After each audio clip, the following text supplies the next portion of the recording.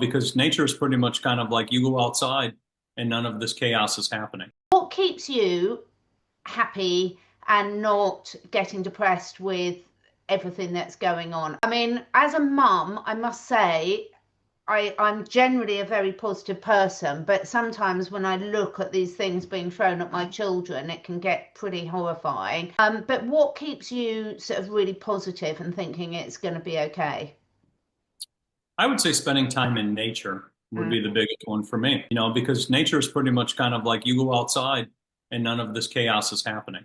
If I go on this screen, that's a different story. And Yeah. there's the chaos that I always see. And all the time, too, some of this chaos is fake. We have AI now, so they can make all kinds of fake things and just put you into fear. But spending a lot of time in nature, I think, is the most important part. I spend time, I sit out in the sun, I sit in sun gaze, I sit and watch the chipmunks and the squirrels, and I feed the quails and everything else. Like we are meant to do that.